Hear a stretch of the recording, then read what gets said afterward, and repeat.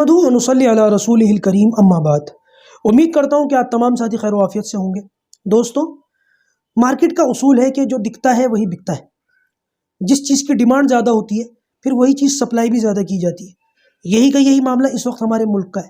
میں یہاں مارکیٹ کی یا ٹریڈنگ کی بات کرنے کے لیے نہیں آیا، میں ہمارے ملک کے ماحول کی بات کرنے آیا ہوں کہ جس طریقے سے ہماری ملک کی پیاری سی فضا کے اندر زہر گھول دیا گیا اور نفرتیں اس وقت عروج پر ہیں، تو اسی طریقے کا کانٹینٹ ہمیں جو ہے دیا جا رہا ہے۔ ہم اسی طریقے کا کانٹینٹ کنزیوم بھی کر رہے ہیں، تو حقیقت سے ہم لوگوں نے آنکھیں بند کر لی ہیں۔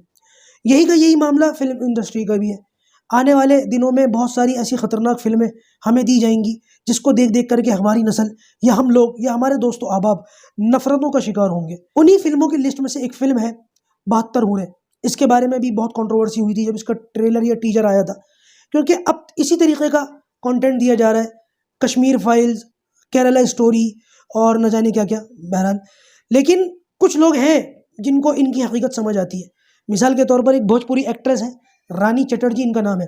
یہ کہتی ہیں کہ یہ جتنی بھی فلمیں اس طریقے کی بنائی جا رہی ہیں، خاص طور سے یہ 72 ہورے فلم، یہ ایک پروپیگنڈا فلم ہے، ایک خاص سمودائے کے خلاف ماحول بنایا جا رہا ہے۔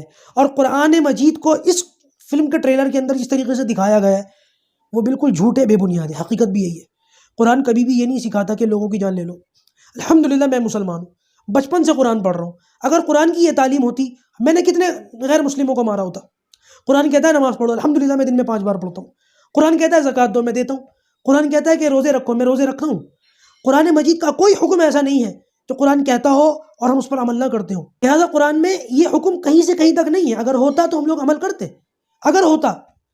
عمل کرتے، مگر قرآن میں اس طریقے کا کوئی عمل شروع سے لے کر آخر تک کہیں موجود نہیں ہے۔ ہاں، اس کے خلاف قرآن مجید میں ایک آیت موجود ہے، وہ میں آپ کو پڑھ کے سناتا ہوں۔ قرآن مجید میں سورہ ممتحنہ، سورت نمبر 60 آیت نمبر 8، سورت نمبر 60 آیت نمبر 8، اس کے اندر اللہ تبارک و تعالیٰ ارشاد فرماتا ہے: لا ينهاكم الله عن الذين لم يقاتلوكم في الدين ولم يخرجوكم من دياركم ان تبروهم وتقسطوا اليهم ان الله يحب المقسطين۔ پتہ ہے اس آیت میں اللہ تبارک و تعالیٰ کیا ارشاد فرماتا ہے؟ اللہ تبارک و تعالیٰ ارشاد فرماتا ہے کہ وہ لوگ جو تمہارے ساتھ نہیں لڑتے، تمہیں تمہارے گھروں سے نہیں نکالتے، اللہ تعالیٰ تمہیں اس بات کے لیے منع نہیں کرتا کہ تم ان کے ساتھ بھلائی کا معاملہ کرو، انصاف کا معاملہ کرو۔